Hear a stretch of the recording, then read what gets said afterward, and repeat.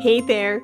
Welcome to the Flute 360 podcast. I'm Dr. Heidi K. Begay, and I'm a flutist, educator, coach, and podcaster. My God-given mission is to serve you. I am passionate about guiding you, the modern-day flutist, to discover your unique voice on and off the stage. The goal of this podcast is to help you thrive both as an artist and as a musicpreneur. Go ahead and grab some espresso, your favorite notepad, and let's get to it. Today's episode 203 is titled, A Dive into Physical Pain as a Flutist. Hey, Flute 360er. Are you a flutist who experiences tension, tightness, or occasional pain while you play? Well, research suggests that anywhere from 62 to 93% of musicians will fit into this category during their playing career. Or maybe you are a flutist that doesn't want to join this looming statistic and would rather play with less tension and more freedom. Either way, Austin Pantsner, the founder and CEO of The Functional Musician, is running an 8-week online injury prevention course that begins on June 5th. Over 8 weeks, Austin will guide you through his injury prevention model to help you release tension, tightness, and pain.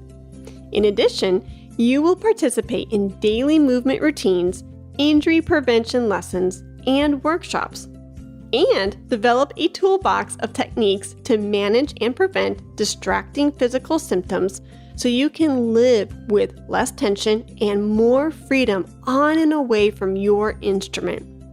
Enrollment is open until June 1st. Please go to thefunctionalmusician.com to sign up. The link is in the show notes below. Thanks! Hey there, welcome back to episode 203. I have this wonderful, luxurious 4-part series with a dear friend of mine, Mr. Austin Pantsner. And if you have not checked out episode 202, you need to do that like right now. Not right now, because I want you to listen to 203, but once 203 is done, scoot on back to 202 if you have not heard it, because we have the privilege of picking a musician's brain when it comes to health and fitness, because he is a health and fitness expert.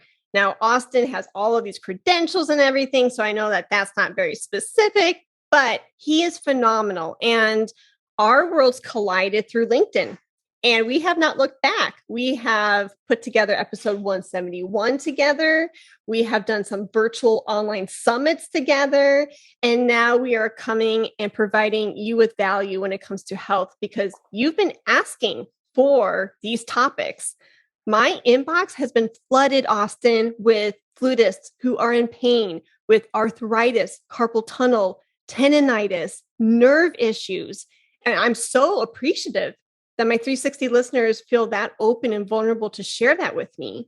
Mm-hmm. And I feel them because I've been in past seasons of my life where I've experienced pain and it's not fun. So we are so appreciative that you are here with us. We are so appreciative that you're going to share your knowledge so that way we can start moving the needle forward for these folks. Yeah. Wow. Well, that number one breaks my heart. You have so many listeners that are in pain, but hopefully, the conversations that we have over these 4 episodes can at least point someone in the right direction towards some information that can be helpful. Yeah. Because you and I were both in an injury cycle, being in an injury cycle, experiencing daily chronic pain. It's as mental as it is physical, and it's not fun. So again, I'm honored to be a guest here, and hopefully something I say today resonates with some people and can be helpful and at least steer them or point them in a direction towards some hope and maybe even a life of living and performing without pain. Yeah, I love that.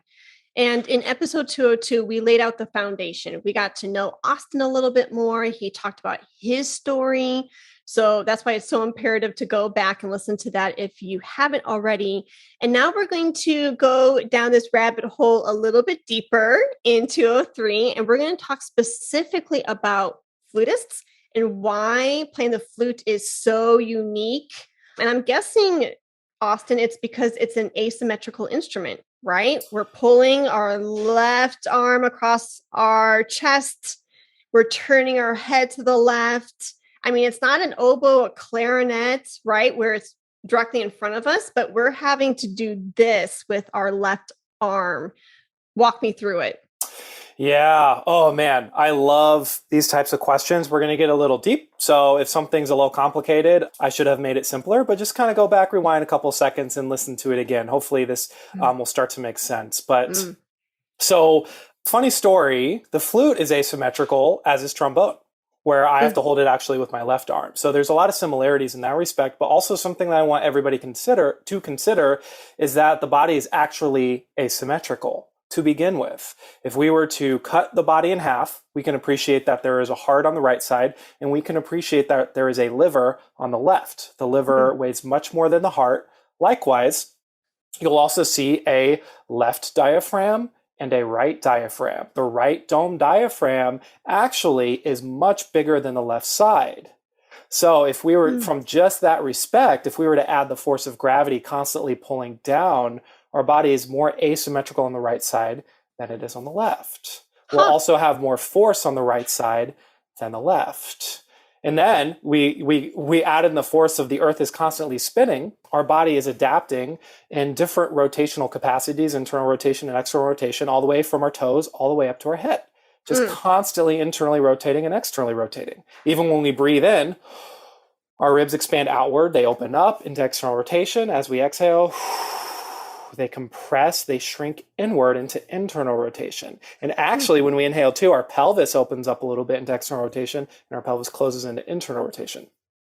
So just from, even if we didn't play the flute, we already are presented with some natural asymmetries in the body when we're moving through time and space. Can I just pause right there? Because shut up. That is so cool. I love, in the last episode, you were talking about this path of continuous learning. Oh my gosh. That is why, yes, that is one of the main reasons. I'm a little selfish. My listeners know this, in the respect that that's why I'm a teacher. I mean, I love helping students along the way, but I want to be in knowledge and continuing to learn constantly. And as a teacher, you have to do that, right? I think that's a good should. You should be continuously learning as a teacher so that way you can better your students.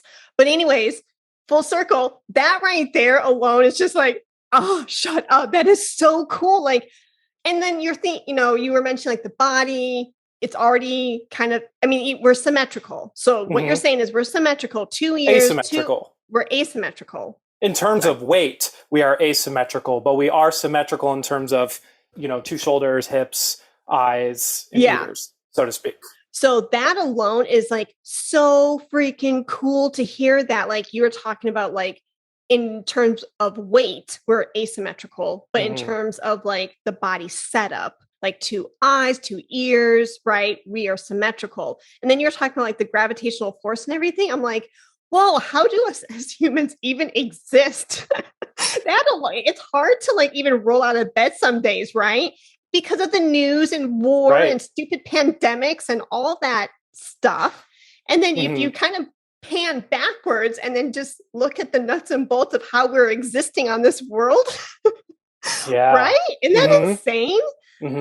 Anyways, I'm going to let you continue, but I just totally geeked out because that is mind-blowing to me. I did not realize that weight distribution, it's not even. Am I understanding that correctly? Correct. And something that I want people to consider too is that the body is always adapting to its surroundings. Whether we're in an orchestra rehearsal, whether we're driving, sitting down, laying down, or walking or running, our body is constantly trying to survive and trying to adapt to its environment. And so what happens with the foundational components that we just laid, or some foundational concepts we just laid out, the Postural Restoration Institute suggests that there's something called a left HIC pattern. And not to get super complex, but basically what happens is because we have more weight on the right side, what happens is over time our left hip starts to shift forward and our left shoulder starts to shift forward as too and rise a little bit. Now, you can have it the complete opposite way where it's actually the other way around, but most people fall into that category of that left HIC pattern where that left shoulder and hip are kind of just coming forward and out. Okay, time out. So what I'm geeking out about is like, as you get older, we start, accruing this information, and gravity takes a toll on our body, right? So like, even as I was getting my teeth straightened, the orthodontist was like, well, in terms of like skin, we sag, right? And we start getting wrinkles and things like that. In teeth terms, our teeth come more forward because of gravity, and there's more crowding of the teeth in the front because that's gravity, right? For the teeth's world. Okay. Anyways, you start picking up on these things as you get older. I turned 37 this year. I'm not ashamed of that. And you start noticing the white hairs and the blah, blah, blah. Kid you not, Austin. I'm not saying this because of literally, Austin, you don't even know this. I am going to take one of your programs one day. That alone blew my mind. I kid you not, because part of this observing body awareness and things like that, I have been noticing, like when I do my makeup or when I'm driving, this left shoulder, it creeps up all the time. I'm like, what is this? I'm like, hello, Mr. Shoulder. But so what you're saying is it has something to do with my right side. Yes, it has something to do with how your body has just adapted to manage gravity.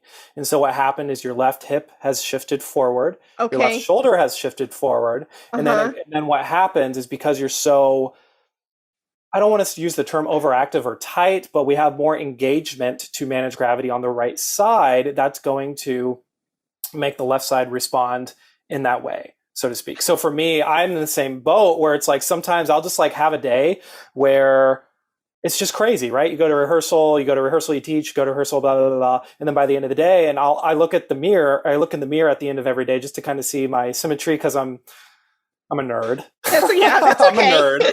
And on a lot of days that I really don't pay attention to my alignment, or I'm not on top of how I'm moving or my breathing, my left shoulder hikes up a little bit. And the crazy thing about it is that I have muscles that are pulling my shoulder up in that fashion.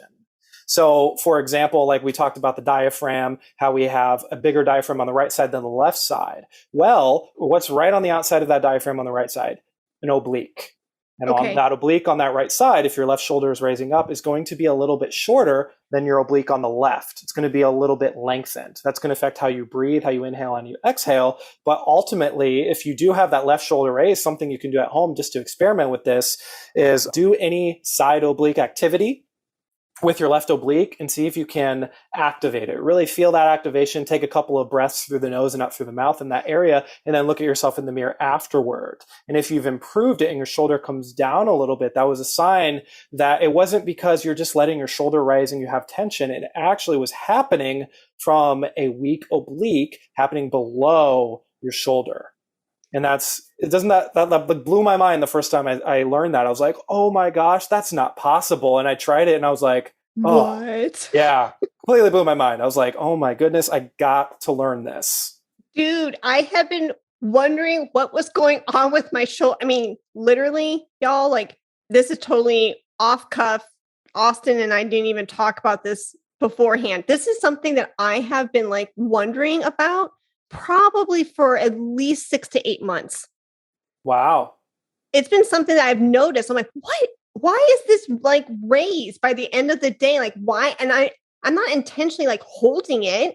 I'm not abnormally stressed out, because I know like when we're stressed, and correct me if I'm wrong, like sometimes if we're stressed, we tend to clench, right? Like maybe that's when people like grind their teeth, or I'm sure there's a wide array of different reasons why people clench, but I would think stress would be a main factor. So I'm like, I'm not stressed out, but I kid you not, I have been thinking about this silly shoulder thing for like 6 to 8 months. Like, why the heck is it so much higher? And it's gravity.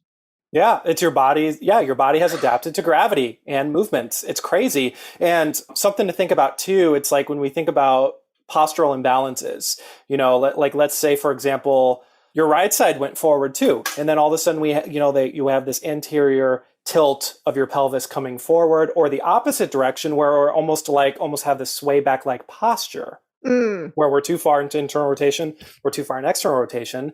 Something that was pretty mind-blowing to me too, and helpful for me in terms of human movement, is that whatever happens in the hips is going to happen in the shoulders. So chances are, if your left shoulder is also raising to that level of degree, that left hip is coming forward too.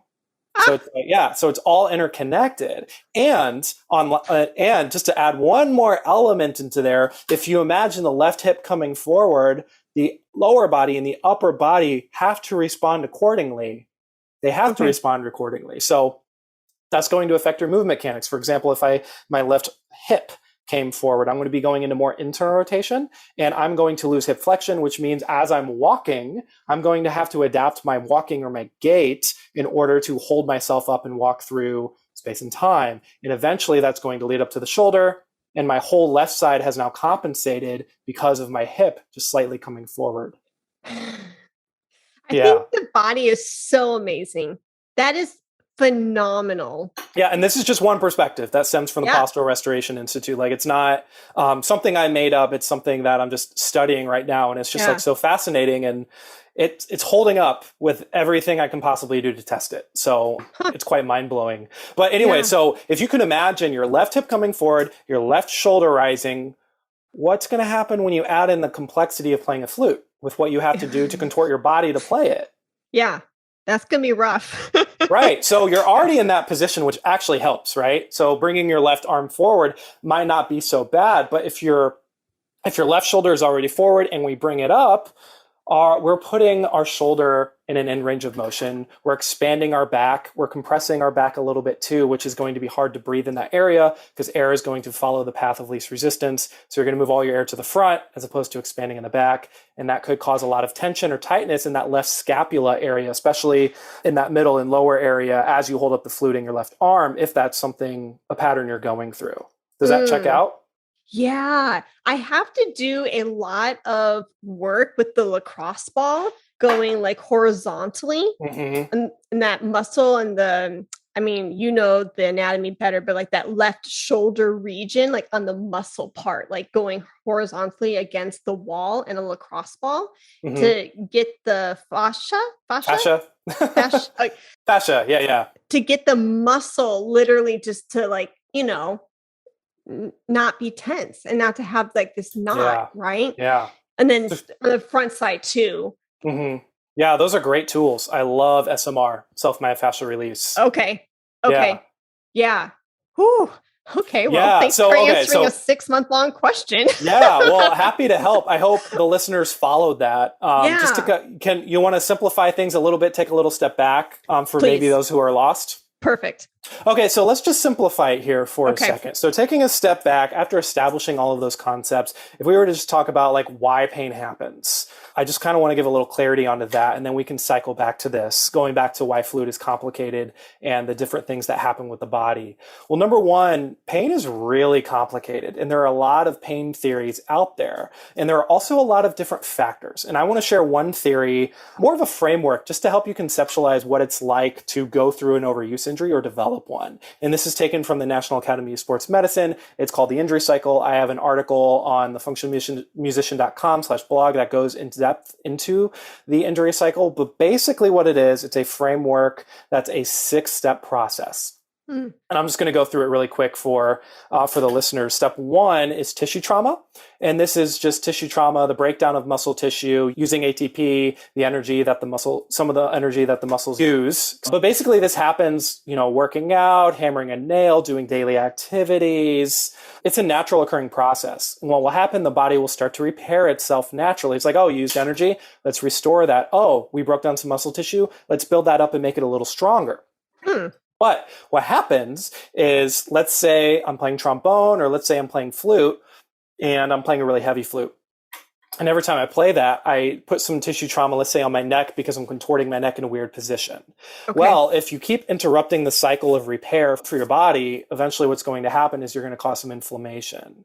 And as musicians, when we think of inflammation, we're all like, oh no, inflammation's bad. Like, I need ice, I need some ibuprofen, I need to get rid of it as fast as possible. But we have to remember, inflammation is just a natural process that the body undergoes to repair and recover. Hmm. So by delaying that, by symptomatically taking away the swelling and the heat, we can, to some degree, delay our healing process. Now, however, if you're Okay. in pain and you want to, feel better, like I encourage you to do so. Just recognize doing too much can interfere with that healing process. But the inflammation stage lasts anywhere from a couple of days to a couple of weeks. And then once that inflammation stage happens, a lot of us think, okay, I'm not in pain anymore. Whatever's happening with my body, it figured it out. But that's not always the case, because on a microscopic level, with that area associated with the inflammation, our muscles can activate on a microscopic level, on a very, very low level. So what's going to happen theoretically, if the muscles are activating 24/7, they're going to get tired. And that's exactly what we start experiencing. We start experiencing fatigue or chronic fatigue. No amount of stretching or cardio really fixes it. It's because it's constantly activating at a very low level. And we may also feel to some degree like a little fidgeting in the muscle, like it's activating, but it's not. Kind of like almost like a very miniature Charlie horse kind of thing.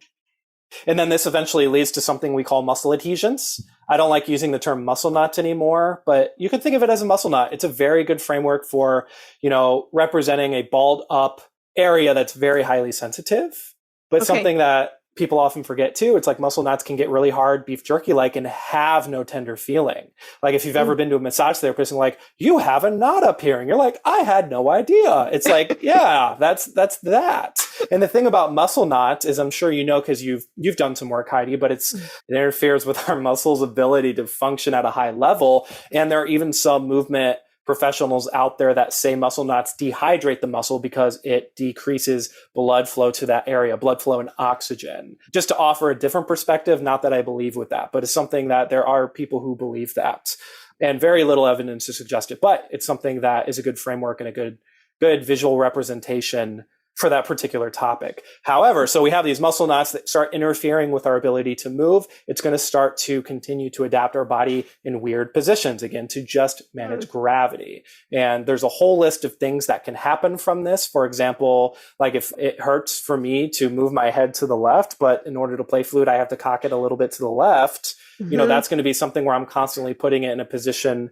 that makes it uncomfortable. Same thing with the shoulders, or same thing with the wrists. And basically with this injury cycle, you can imagine that each step doesn't have to happen concurrently. It can just jump, from tissue trauma to inflammation. It can go to muscle knot, back to inflammation. It can pop anywhere it wants to. Yeah. And something to think about too, it's like the cumulative injury cycle. So all of these symptoms build and build over time. And you can have one little injury cycle in your shoulder, and then you can have another one in your traps, and then another one in your low back, and then maybe even another one in your wrist. And then it keeps compounding. And then it becomes a lot more complicated to reverse that cycle because there's so many elements going on, so to speak. Huh. Yeah. Wow. Yeah. So again, it's just a framework to conceptualize what you might experience during an overuse injury, but something to also consider too. It's like there are other things outside of our control besides tissue trauma that can cause inflammation. I mean, our sleep quality, our sleep quantity, our hydration levels, what we put in our body, especially if you have allergies and you're not so sure you have them. Your movement quality, how much load you're putting on your body in a given day, how long you are in a single position. For example, if I'm at a desk and I'm binging the new Captain America series and I accidentally sit for 8 hours and I don't move, chances are when I get up, my body had adapted to that, or will adapt to that position, and I'll be very tense and very tight and very compressed. Huh. Yeah. And then likewise, just to add a little bit more fuel to the fire, stress is a huge, huge, huge factor, internal and external stress, both what's going on in your mind, what's going on around you, external deadlines, pressure on yourself, supportive or non-supportive friend groups, maybe a work environment or a boss that's really on your case. These all can affect how you move, how you feel. And of course, tension is a very emotional and physical experience as well. And that's often why when people are angry, you can see it in their body language. When people are relaxed, you can see it in their body language. When you're at a wedding and you see two people getting married, you can tell if they're truly madly in love with each other. They may be a little nervous, but you can also tell, and you're like, oh, that's so sweet. Yeah. So there's so many factors, and you can see how quickly that being in an injury and experiencing some type of pain is a very complex experience that has a ton of different factors. So I wasn't completely bonkers or wonky to think, oh, am I in stress with the elevated left shoulder? Because you mentioned that stress can play a huge factor when it comes to injury and pain, right? So Right. I guess I'm circling back. It wasn't too far fetched for me to think like, am I in stress? Is that why my left shoulder's going up? Yeah, that's totally a thing. That's Yeah. totally a thing. But it can also go up because of other reasons not associated with stress. Yeah. So then when you work with people, because there Mm-hmm. are so many different factors and variables and things like that, I would think, and again, please correct me if I'm wrong, I would think that like Jane coming to you and saying, hey, I have carpal tunnel Mm-hmm. versus me coming to you and saying, hey, I have carpal tunnel, there could be, it could be a whole different scenario, correct? So Correct. do you like break down, you're like, and I'm sure you do because you're the expert. Do you break down and have questions that say, I want to, because you have to be like an investigator, right? Like I need to explore Jane's carpal tunnel situation versus Heidi's carpal tunnel situation. Mm-hmm. And those questions and whatever like dialogue that you have with your clients, the way you approach their recovery, even though it's carpal tunnel and it's the same condition or the same problem, would you approach it a little bit differently because we're two different people? Oh, 100%. As a matter of fact, anybody who goes through my one-on-one recovery program, it's 100% customized to that person because their situation is unique and everybody's recovery strategy is going to be different. And I didn't go down this rabbit hole, but everybody also has a different body type. Everybody has a different rib cage type that is going to dictate how their body adapts to gravity. And we're not going to go down that rabbit hole because it's I think it's a little too deep. But basically what I do is I am an investigator. I ask them a series of questions. I have them fill out a habit assessment form. And I ask a series of questions too on the first session. I also walk them through a variety of different movement assessments so I can start to understand how their body has adapted to gravity and how their body moves in time and space, which does involve some actual movement as well, not just static assessments looking at someone's posture.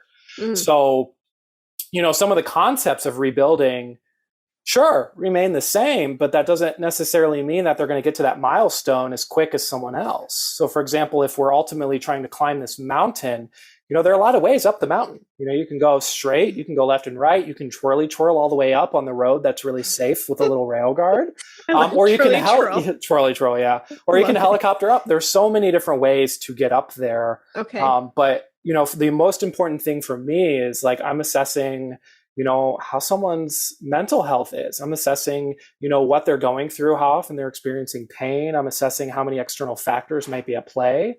I'm assessing what their movement is. I'm assessing their breathing because breathing has a dramatic impact on someone's quality or someone's ability to move properly, or not properly, but move with as many movement options as they can.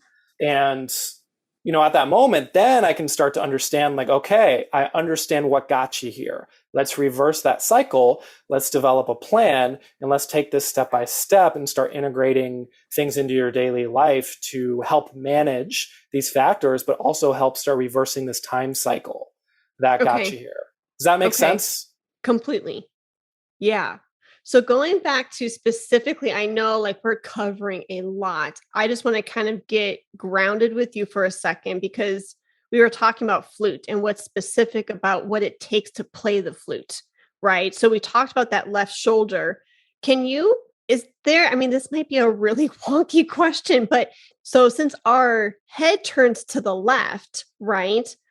Are there neck exercises that we should be doing as flutists to kind of strengthen and make sure that we don't, deal with neck injury? Or is that just totally like, am I not even? There is some validity to that, but I actually want to offer a different perspective. Okay. When we think about why the neck is tight, if we're going to look to the left, I want everybody to think about joints have ranges of motion. And when you go through an end range of motion, when you're hanging out in an end range of motion, you're challenging the musculature around the joint. It's going to be weakest at its end range of motion. So if I look all the way to the left, I'm putting my neck in the end range of motion. I'm challenging different muscle groups that are at their longest. They're not going to go any further, and my body is going to protect me from going further. However, I'm going to fatigue those muscles rather quickly. For example, if I also push my arm all the way out and let my scapula go, I could hold this position for probably a couple of minutes before I completely fatigue out, because I'm in an end range of motion. And when we're in an area that's weaker, generally we have less endurance, which is why, you see a lot of problems with flutists who go into wrist extension to play their flute, combined with also extending the track of the nerves, as well as putting your hand and your fingers in an end range of motion. That's going to be a weaker orientation for that wrist, so to speak, or a weaker position for that wrist. But I necessarily don't think, when people have neck problems, I have found that they actually are having a ribcage problem. They're having a thoracic spine problem. When the thoracic spine gets compressed, the head is going to go forward. When there's an anterior pelvic tilt, if we imagine doing a Lizzo and popping out our lower back, flute theme. Right. If we do that, our upper body is eventually going to compress with that, and then our head is going to follow. So at that point, it's not a ribcage problem. It's a problem that originated from the hips and the lower back. So when I see someone's neck goes forward, for example, I had a trombonist or bass trombonist whose neck was extremely far forward. I have a picture of it. It's like 45 degrees.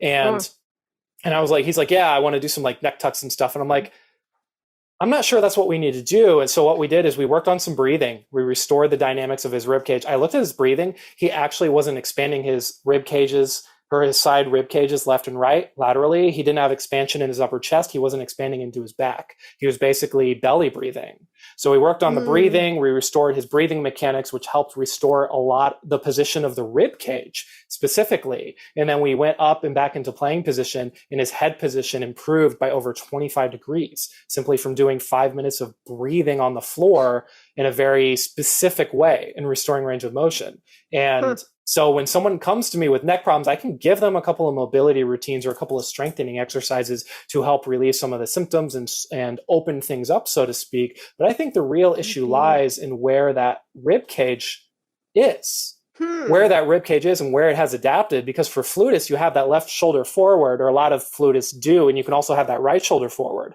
And that basically means you're living in some sort of shoulder flexion. Your scapula are going to be rounded a little bit forward around your back, and it can often lead to a lot of tightness there. And if we get stuck in that flexion, that's where problems occur. I would challenge a musician in thinking that strengthening the neck might be the best option, when in reality, the neck problem could be originating from anywhere else in the spine, the middle, the upper, middle, or the lower back. So let me see if I can say this right. What I'm hearing is, whether it's neck or left shoulder, hip, from our prior conversation, the place of pain is not always the origination.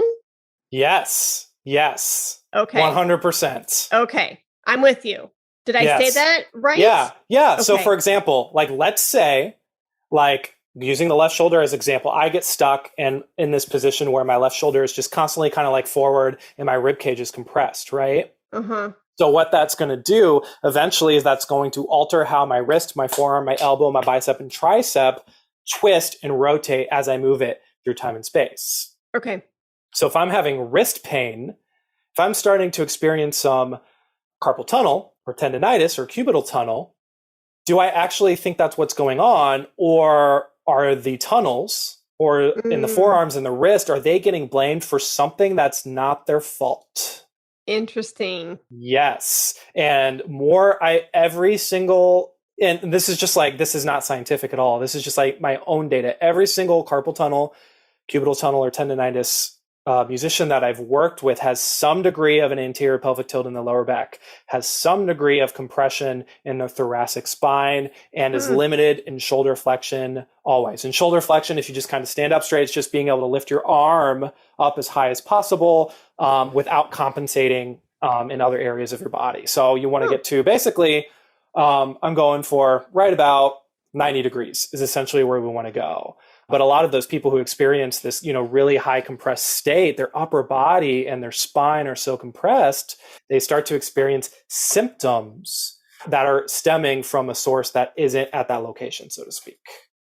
I love it. You're like, if your wrist is in pain, maybe the wrist shouldn't be blamed. Or there was a word that you said, but going back to the shoulder thing, right?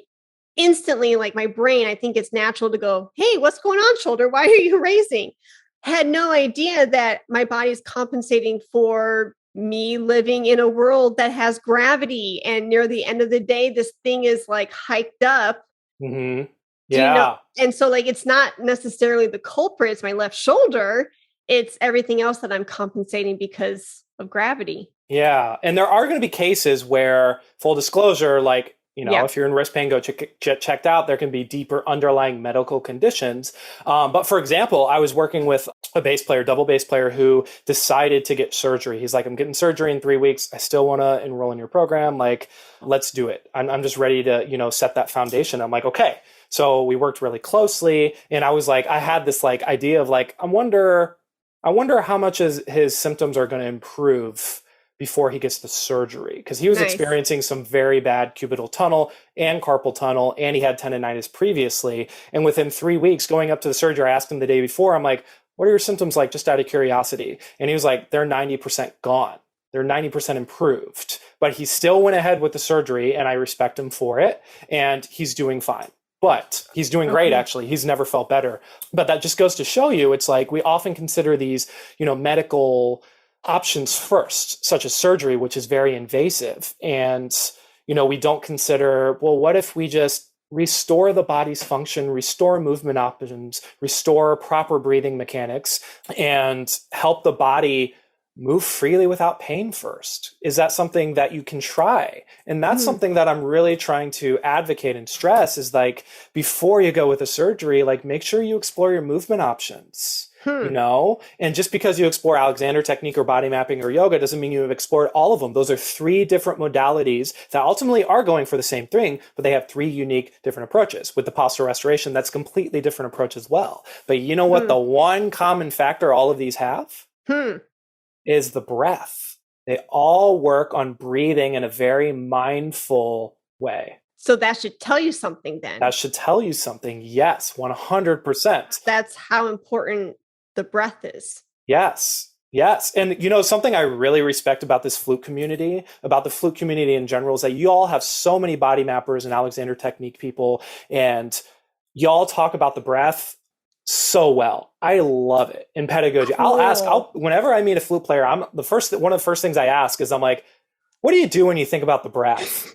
I know it's really weird, but Becca will get on my back because I'll always ask her and I'll pick her brain and stuff. But it's like, it's just amazing to see that level of, awareness of how important the breath is. And that's actually the first step when I do to restore movement in anybody that has been stuck or lacks movement options, is restore mechanics in the rib cage. Because if you can restore mechanics throughout the whole spine and restore position, the hips and the shoulders are going to follow. And that makes everything so much easier. Yeah. But anyway, I'm getting really dorky. I'm getting really geeky. Does that all make sense? No, I love the dorkiness. I love the geekiness. Bring it on. You're in good company. I'm the first one to admit that I am like number one dork. No, I think it's cool. And I think it's extremely valuable. So speaking of the breath, and since we are speaking to flutists who know the breath well, do you have a breathing exercise for us that could help, be one step closer to this restoration that you're talking about? Yeah. So I have a blog article, Deconstructing the Diaphragmatic Breath. And a funny story, I've posted it in the flute forum, and I got like 5 flutists to be like, hey, you missed an edit. And I'm like, oh, that's so nice. Thank you. Now, on the same token, if us flutists are, really aware of the breath, the inhalation, the exhalation, at the same time, don't be surprised to have a flutist be all like type A and say, grammatically. Yeah, right. Yeah, for sure. That and is I'm not totally the best writer. I'm not the best writer, That's so funny though. I mean, like, it was hilarious. It hilarious. put a smile to my face. That's a typical flutist, huh?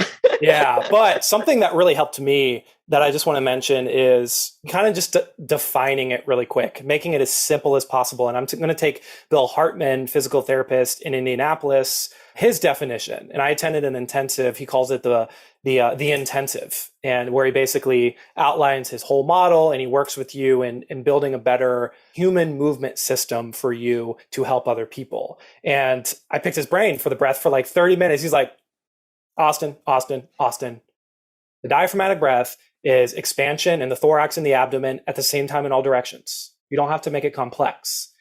And the more I think about that term, expansion in the thorax, aka the rib cage, and the abdomen in all directions at the same time, it holds up in everything I do. It still holds up, and it's held up for approximately a year and a half. And when you say expansion in all directions, like we should have some belly movement forward. Our obliques should go left and right. We should have lower back expansion. We should have side rib cage expansion. Our chest should go forward and up, and our back should expand behind us as well. And something that I want to highlight, everybody, for students out there, is I hear so many times, oh, my teacher told me the shoulders shouldn't move on the inhale. But actually, if the shoulders are connected to the scapula, which are connected to the rib cage, and we need expansion in all directions at the same time, we're going to have expansion upwards. Just naturally, the shoulders are going to rise upon that inhalation. And then when we start adapting to these different positions, like if we have that lower back anterior pelvic tilt, because air is incompressible and follows the path of least resistance, we don't get expansion up there. Instead, it bounces off and pushes forward into the belly. If our shoulders are forward like this, we can either push air forward or we push air back, depending on if we have more tension anteriorly in the front or posteriorly in the back. So if we can restore and get expansion into those areas with the breath, theoretically, we can release a lot of tightness, a lot of tension in those areas, give us more movement options, and therefore restore original functions to those systems. Very cool. I like connecting the dots. And the cool thing about being a podcaster is you get to learn these new nuggets. Yeah. And then not only that, but you're learning these nuggets in real time, but then being vulnerable to the moment of saying, wait a second, I had this idea. I don't know how it's going to go. So yeah, having these conversations is so vital. This is where we grow. This is how we expand 100%. by having these interactions. Yeah. Oh, connecting this back to the bigger picture, right? If you're someone that happens to be going through pain, chronic pain, or going through an injury, because that is the topic of the day or topic of this session is diving into pain as a flutist and the complexities of playing the flute. So with this model, if we adapt to certain positions that are causing us to experience symptoms throughout our body, whether it's carpal tunnel, cubital tunnel, maybe some tightness in the upper back or some extreme tightness in the lower back, and we go and get adjusted at the chiropractor or go get a massage, but we ultimately don't address how our body has adapted in time and space, and we keep doing what we normally do and just continue out on our daily routine, how long are the benefits of those modalities going to last? I see. Yeah, just as a question, same thing with, icing. I do not like icing. I'm not a fan. The research doesn't suggest that it's beneficial, even though that's what we've been told, for the last 50 years. I think it was 1973 is when rice became a thing. Might be 1972, but the rice. So rice is rest, ice, compress and elevate. Yeah. So that was 1972, 1973. And so you're not a fan of the ice? Yeah. I'm just not a fan of the ice because, the whole idea is to help your pain and manage your pain. But why did the pain happen in the first place? That's the questions we have to start asking. Why is this carpal tunnel happening in the first place? And, I'm not saying chiropractic care or massage therapy isn't beneficial. It totally is. Yeah. But we often put a lot of these, medical options as a full bridged 100% solution when in fact they're helping you empty the pain cup and they're helping you get back to managing your pain so you can get back to living your life. But if you keep living the life the way you do, you keep moving the way you do, you keep going through the same external and internal stresses. Yeah. How sustainable are those modalities? I see. Yeah. So it's kind of like a nice Band-Aid. Very nice Band-Aid. Yes. Okay. Yes. You'll feel some benefits for 3, 4, 5, however many months, but you're going to go back. So it's cyclical. Mm-hmm. It is cyclical. Yes. Okay. Yes. Just exactly. Like, let's say you had that lower back anterior pelvic tilt, you're stuck in this kind of compressed upper position in your rib cage. Your scapula are going to be put in this position where they can't really move. And they're going to get really tight lower, middle, and upper traps. Okay. If you go and get a massage on a weekly basis, like, oh, that's so much better. And you buy yourself some movement, but ultimately you keep doing what you're doing and you're not incorporating any other things, you're ultimately going to revert back to that posture, and those symptoms and the tightness and the muscle adhesion knots are going to come back. But if you can educate yourself on the movement, educate yourself on the breath, educate yourself on how we orient ourselves in gravity, and as well as SMR, self-myofascial release with the lacrosse ball or a double leg, and learn some different techniques down that road, you've put the power of massage in your hands. And then that can become one of the essential tools you have in your tool belt when you're like, I pushed it too hard in this rehearsal. Dang it. What do I do? I'm going to go to the ibuprofen. I'm going to go to the ice. I'm going to go to a nice, long shower. Ooh, that does sound good. Nice hot long shower. But yeah, I was like, that was a terrible example. Or like a 6-pack of beer or something, it's like not, those aren't, and maybe that makes me feel good at first, but over the course of my life, my fiance wouldn't approve, my liver probably wouldn't approve. And ultimately this problem is going to keep happening and happening and happening. And alcohol dehydrates the body. It dehydrates you. I would think would take away from the recovery, because we need to be hydrated to help the body to recover. Yes. And also alcohol stalls protein synthesis. It delays it. And I forget the percentage, but basically what that means, it's going to take longer for your body to rebuild muscle. Oh. Yeah. Wow. And combined with the dehydration, double whammy. Double whammy. And it affects your sleep. If you drink, a certain amount of alcohol before you sleep, you don't get the deep sleep that your body needs. Dude, I cannot, if I'm having a good glass of wine with dinner or something, it cannot be past 5 o'clock. It would have to be a very early dinner, because I would wake up religiously. My normal dinner eating time is 7, 8 o'clock. Say we're celebrating an anniversary, right? With the nice glass of wine. Kid you not, if I'm drinking that glass of wine at 8 o'clock at night, I will wake up religiously at 3 o'clock in the morning, every single time. Yeah. Wow. I don't know if that's my liver kicking in or my kidneys kicking in or whatever, but I do not get my sleep. And I am not a pleasant person when I don't get my sleep. I know for a fact that I function beautifully on 9 hours of sleep. You and me both. 9 hours. Exactly. If it's less, if it's more, 9 hours. Yeah. Yeah. Something about 9 hours of REM sleep. Oh my goodness. Oh, well, not 9 hours, but 9 hours combined with that REM sleep is just so good and refreshing. Yeah. So that makes sense. Cause again, being an observer of my body and everything, I can't do that glass of wine too late because I don't get good rest. And sorry, that's not okay with me, because we've got packed schedules. That's right. Yeah. Oh my gosh. Well, we talked about a lot, and we talked more specifically about things that flutists, could consider. And so I so appreciate you talking about we talked about a lot. I was going to summarize what we talked about, but I don't even think I can. I hope it was helpful and understand, you could understand it. I know we didn't talk too much specifically about specific flute things, but I hope you can see the relations and start seeing the implications, if you are someone that is experiencing pain while playing the flute. Yeah, no, it was very helpful. And little teaser for the next week, we have some 360ers, and they have submitted very specific questions to ask Austin. And it is so important to both Austin and myself that he gets to answer these questions, because we want you to know that we hear you. We are reading your emails. We are reading your DMs, and we are going to dive into those very specific questions at a later episode. So stay tuned to that, because it's going to be good. Thank you for listening to the Flute 360 podcast, and we hope that the information has served you well. Friendly reminder, you want to go to thefunctionalmusician.com to register to Austin Pantsner's 8-week injury prevention course. Now, there's no reason for you to do this alone.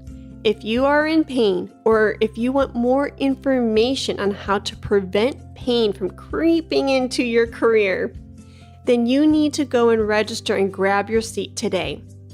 Enrollment is open until June 1st, and I know what you're thinking. You're thinking, oh my goodness, this is mid-May. I've got plenty of time. I've been there, but you are a busy bee, and you may forget, and we don't want that to happen. So head on over to Austin's website at thefunctionalmusician.com and register today. Your future self will thank you. Let's talk about Flute.